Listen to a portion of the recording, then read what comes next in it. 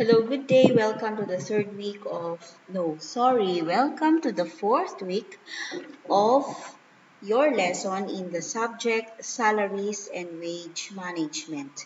And before we proceed to our main discussion, I would like to remind those who have not submitted yet the requirements for weeks 1, 2, and 3 to please do so that you will be able to take your prelim examination in time. Okay? So for this week, we will discuss on the theories of wages. The theories of wages. So, what is a theory? Oh, before we go to that to the definition of theory, please take note of your learning objective for this week. You have only one, and that is at the end of the lesson, you will be applying the different theories in wage management. So what is a theory? So a theory refers to a general principle, formula, or ideal construction offered to explain phenomena and rendered plausible by evidence in the facts and relevancy of reasoning. So these are general principles. Theories are general principles. They are formulas, okay, based on factual phenomena, okay, that are supported by evidence, of course, and are relevant, okay. And of course, we have theories of wages, and these theories of wages are principles that deal with payments of labor, salaries, wages, um, commissions, bonuses, and so on and so forth. Now, the first theory is the iron law of wages. The iron law of wages, okay, was proposed by David Ricardo, who is a Jewish British economist, and he published the theory called iron law of wages. And in this theory, Ricardo said that the only way to increase the workers' wages was to grow the economy faster than the population. So grow the economy faster than the population. Okay? Make more money. Okay? Limit the population. Because if there is more money, a higher amount of wage is received by the workers. Alright, so more money, lesser population, more money, lesser population, higher wage. Okay, so nagets nyo ang point doon. And then, demand for workers has to grow faster than supply of workers. The need for more workers, okay, has to grow faster than supply of workers. Parang, if if there are more workers needed, it only means that there are more jobs, and if there are more jobs, the greater the economy will become, or the more stable the economy will be, diba? So there are more jobs, therefore more workers are needed. Okay, that is the demand for workers, right? And if there are more workers, there will be more production, and then the company will make money. And that means a very, very good economy. Okay? Pag sa supply of workers kasi, pag sinabi mong mas mabilis yung supply of workers, ibig sabihin, kokonti ang trabaho, kaya maraming workers. So, kapag kokonti ang trabaho, lesser ang production, lesser ang perang pumapasok, pero marami ang workers na sinesweldohan. Yun ang assumption, or yun yung gustong ipaliwanag o sabihin ni David Ricardo dito sa Iron Law of Wages. So the price of labor is determined by the mechanical forces of supply and demand. And like the price of any other commodity, its value is ultimately based on its cost of production. More production, so anong mangyayari? Lesser price, di ba? So, anong mangyayari? Um, sorry, more product if the cost of production is high, okay, um, magiging walang kikitain ang halimbawa yung negosyante, okay, walang kikitain yung company, okay, and then pwede pang ang isang magiging rason kung bakit hihinang ekonomiya is um, there is yun nga, sinabi ko, higher cost of production, and then maraming workers na swelduhan, then the company or the economy will suffer. And the iron law of wages was explained through this diagram wherein high wages would make the worker to have more children. Siyempre, marami siyang malaking sahod niya eh. So therefore, sige, kahit damihan niya ang anak niya. Okay, high wages, di ba? High population. Alright? Now, let's look at the opposite of it. Sa baba. Pag lower naman yung wage, lower yung kinikita, ang tendency is yung trabahador o yung worker, magkakaroon siya ng magkakaroon siya ng mas kokonting anak. Kasi nga, konti ang kinikita niya eh. Oh, so, dapat konti lang ang gastos niya. Okay? Yung sa taas na high wage, more children, malaki. Dahil malaki ang sahod, anak ng anak. Sa baba naman, lower wage, fewer children, dahil kokonti ang sahod, lilimitahan ang anak. Alright. Now we go to this one, surplus of workers. Many demands. Okay, high supply of workers, maraming workers na papasok. Kaya ang mangyayari, magkakaroon sila ng kokonting wage. Kasi marami silang maghahati-hati. Okay? Sa opposite naman nito, there is shortage of workers, kokonti ang workers, kaya mas malaki yung perang paghahati-hatian nila, kaya mas malaki ang sahod nila. And this is a continuous cycle, okay, in economics. Okay, this is a continuous cycle, and this is how it is explained in this diagram. Okay, about this is how the iron law of wages is explained in this diagram. Okay, now we will go to the subsistence theory.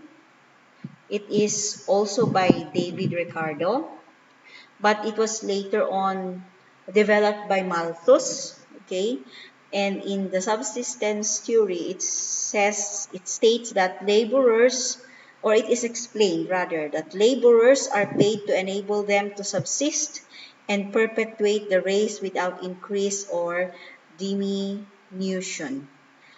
And the assumption about this theory is if the workers, or the explanation, okay, of this one is if the workers were paid more than subsistence wage, the number would increase.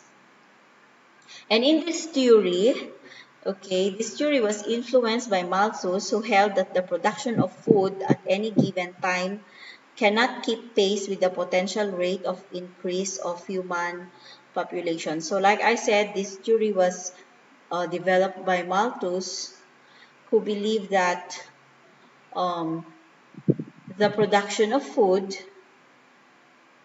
is not at the same time, okay, growing as the rate increases, okay, in human population. Or here's the food, production of food, okay, does not go along with the rate of the increase of human population. So, ibig sabihin, nauuna yung pagdami ng population kaysa sa pagdami ng pagkain. So, anong nangyayari pag ganun? There is hunger and eventually it will lead to death. Okay? Thus, the size of population will just equal the number which is able to subsist. So, that is the subsistence theory. And further, the subsistence theory explains that if the wages fall below the subsistence level, all right, the number of workers would decrease, as many would die of hunger, malnutrition, disease, cold, etc. And many would not marry. When that happened, the wage rate would go up. Kasi nga, dito sa subsistence theory, actually, yeah, by the way, actually the iron law of wages is also some theorists or some economists also say that the iron law of wages and the subsistence theory are one. Okay? For this subsistence theory, but parang sa iron law of wages din ang explanation na kapag bumababa yung population, ang nangyayari, syempre, nagiging tumataas yung sahod kasi kokonti yung naghahati-hati sa pera. Ganun din sa iron law of wage.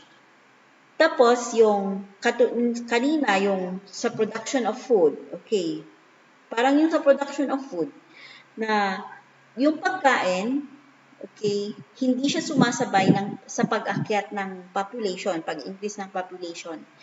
Kaya ang mangyari, dumadaming population, kumokonti yung nakakain. Ang mangyayari, mamamatay ang population, yon, they will die, many will die of hunger, malnutrition, disease, cold, etc. At kung mangyayari yon, okay, kokonti ang population, and what will happen, yung sasahurin o yung paghahati-hatian ng pera ng tao ay mas marami.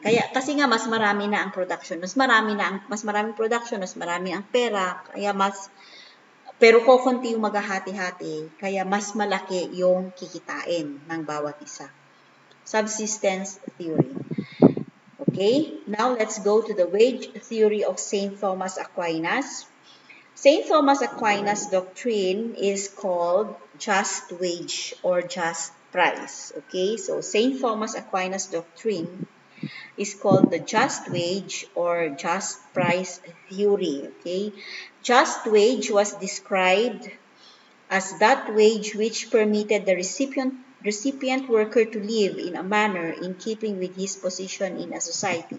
It is a just wage for the worker, okay, for him to live. Okay? And this implied that the worker's cost of living should be considered at most on production. And the just wage theory of St. Thomas Aquinas, okay, is described as a wage which permits the recipient worker to live in a manner in keeping with his position to society, or to live a life that is dignified, okay, because of his just wage. So this doctrine is related to social organization based on the status of the individual in the social organization. So let's say if the status, kung mataas, kung halimbawa, depende kung sino ka sa isang social organization, depende kung sino yung worker sa isang organization. So, kalakip ng status na yon dapat ay yung sahod na natatanggap niya. Okay? That is the just wage is being explained. Okay? Kung sino ka at ano ka, okay, sa society, Okay? Yun yung parang katapat, ang sahod mo is akma sa social status mo. Alright? And from this wage theory of St. Thomas Aquinas or the just wage theory of St. Thomas Aquinas, dito na-adapt yung minimum wage law. The just wage, okay, theory of St. Thomas Aquinas is the basis, okay, in the implementation of the minimum wage law. While it could not be consistent with the minimum requirements of decent living in the social organization, it responds to the basic requirements for subsistence living. Okay, because of this wage law, wherein it was based from the just wage theory of St. Thomas Aquinas, ang mga tao, okay, are believed to have a decent living in their social organizations because of the minimum wage law, which was based from the just wage theory of St. Thomas Aquinas.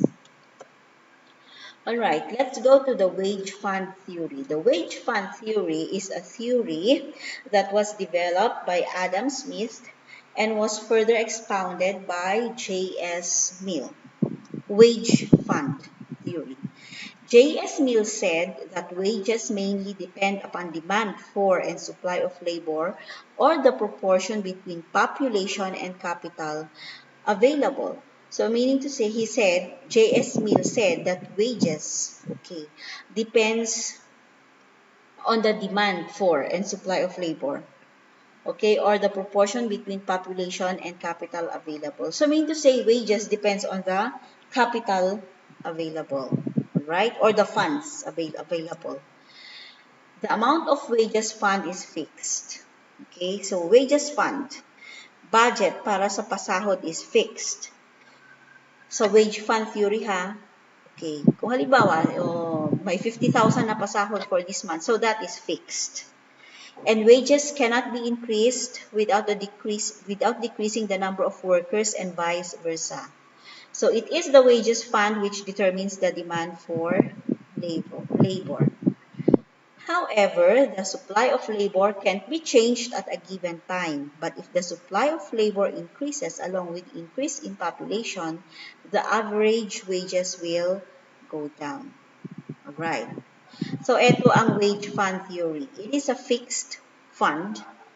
Halimbawa, sabihin ng isang employer na okay, ang sahod, ang fund for salaries or wages for each month is 50,000 pesos lang, or 50,000 pesos. Okay.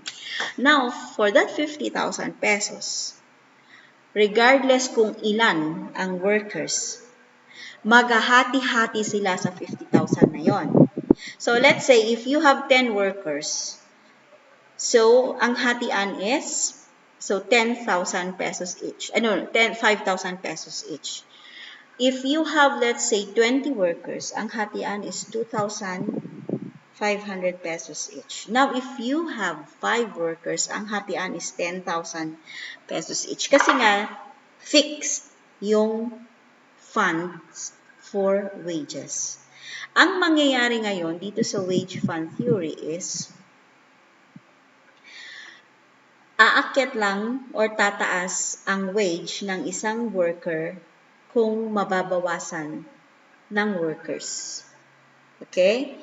So, parang eto, look at the image. Sabi nung isang empleyado, I got a raise. So, tumaas yung sahod ko. Sabi din ng isa, I got a raise. Tumaas din sa akin.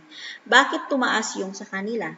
Kasi, sabi naman nung isa, my boss fired me to pay for the raise. Okay? Tinanggal ako ng boss ko para tumaas yung mga sahod nila. So, nag-gets nyo yung point. Para siyang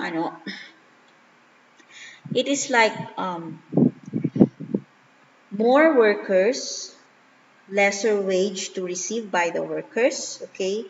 But then, lesser workers, higher wage to receive by the workers.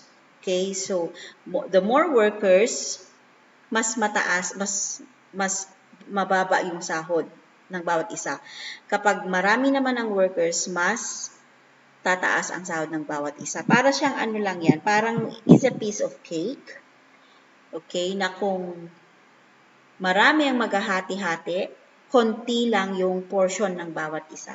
Pero kapag konti ang maghahati-hati, mas malaki ang slice na para sa bawat isa. Ganon ang wage fund theory. Okay. Now we will go to the bargaining theory. Bargaining. When you say bargaining, you do negotiations. Okay? Negotiations, consultations, negotiations. Okay. So, John Davidson propounded this theory, and under this theory, wages are determined by the relative bargaining power of workers, of their union, and of employers. Ito yung bargaining, yung wages, okay, are determined, depende sa kung ano yung bargaining capability or ability ng workers at saka kung meron man silang mga union or organizations within the organization at saka ng kanilang employees. So it depends on the negotiation between the workers and the employers. Okay? The bargaining theory of wages holds that wages, hours, and working conditions are determined by the relative bargaining strength of the parties to the agreement. Yun. Kung paano ang pag-uusap, paano makipag-usap ang mga worker at saka mga union nila, kung meron man, mga leaders nila in their union sa employer or sa management. And limitations on the scope of bargaining are also suggested by the theory, wherein collective bargaining can be seen as the reduction of two risks to which the worker is exposed through individual bargaining. So it is best in this theory is suggesting that collective bargaining is better than doing an individual bargaining. Okay, so collective bargaining, all the workers, all their leaders would come up together, okay, and talk with the management. Mas magandang yung magkaroon sila ng magandang usapan, magandang negotiation about their wage, okay, and they will have to, kung ano yung tawag nito, decision ng collective, kung ano yung decision ng karamihan, ay yun yung masusunod. Okay, rather than per employee is pupunta na makikipag-negotiate sa kanyang employer, mas risky yun. Okay, rather than going for a collective bargaining. Collective, okay, as one bargaining. Okay, so in the bargaining theory of wages, there is no single economic principle or force governing wages. Instead, wages and other working conditions are determined by workers, employers, and unions who determine these conditions by negotiation. Yun. There is no single economic principle sa bargaining theory kasi pinag-uusapan dito ang tungkol sa pagbibigay at sa amount ng wage. Okay, that is the bargaining theory. Now we will go to the marginal productivity theory. I think this marginal productivity theory are commonly used among employers, sa mga agencies, sa mga organizations, at mga companies. Because according to this theory, wages are based upon an entrepreneur's estimate of the value that will probably be produced by the last or marginal workers. So in other words, it assumes that wages depend upon the demand for and supply of labor. Ito, depende kung ano yung product, kung ano yung na-income ng isang organization or isang company. Okay? Income, nandun na lahat, syempre yung the capital, less the cost, the expenses, and then kung ano yung na-income dun, kuha ng sasahurin. And consequently, workers are paid what they are economically worth. Okay? So kung ano yung katapat ng halimbawa, yung qualification mo, yung skills mo, kakayahan mo, dun i-base yung sahod mo or pay mo. Okay? The result is that the employers has larger share in profit as has not to pay to the non-marginal workers. So if you see the parang weighing scale as a symbol, it is all balanced. Okay, the income, okay, and the production, the cost, the expenses, the income, and of course the wages of the workers are all uh, um, in balance. And then we have the purchasing power theory, which is the purchasing power theory of wages concerns the relation between wages and employment and the business circle. Purchasing power, okay? It is not a theory of wage determination, but rather a theory of the influence spending has through consumption and investment on economic activity. So the theory gained prominence during the Great Depression of the 1930s when it became apparent that lowering wages might not increase employment as previously has been assumed. Okay? The theory is based on the assumption that changes in wages will have a significant effect on consumption because wages make up such a large percentage of the national income. It is therefore assumed that a decline in wages will reduce consumption and that this in turn will reduce demand for goods and services, causing the demand for labor to fall.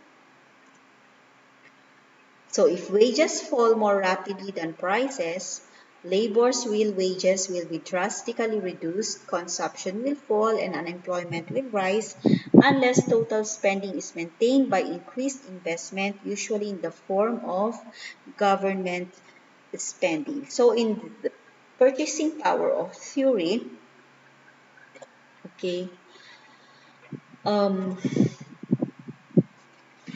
it is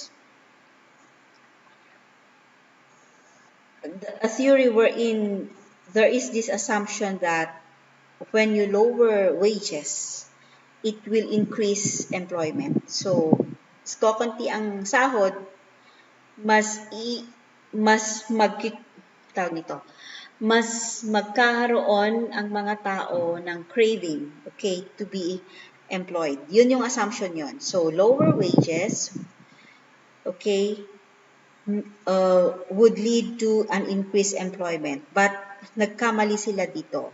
Okay? Yun yung isang failure of this theory, this purchasing power of theory. Because it believes that when wages, if there is a change in wages, it will affect consumption. Okay? Because, syempre, kung mataas ang sahod, mataas ang consumption ng tao. Kung malaki ang perang natatanggap ng tao, malaki rin yung gastos nila. Diba? So, ang mangyayari, there will be a large percentage of the national income. Magkakaroon ng malaking income ang isang nation. Okay? Mag-i-increase yung national income kung ganon. Malaki ang sahod, malaki ang consumption, lalaki ang national income o tataas ang national income. So in this theory, it is assumed that decline in wages, okay, pag kokonti ang wage, marireduce ang consumption o paggastos ng tao, and therefore, pag kokonti yung o kung magdi-decrease ang paggastos ng tao or consumption ng tao, di syempre, magkakaroon ng reduced demand for goods and services. O, kung ayaw tao ng gumastos kasi kukunti ang sahod nila, di syempre, paano ka magbebenta? Paano ka magpa-manufacture ng mga goods? Kung wala namang bibili or kukunti lang naman yung bibili or gagamit, okay, or gagastos. So, anong mangyayari doon? Demand for labor will fall. So, walang magtatrabaho, walang production. Pag ganun, walang income. Okay? So, magkakaroon ng um, poor national economy. So, yon ang ibig sabihin ng purchasing power theory.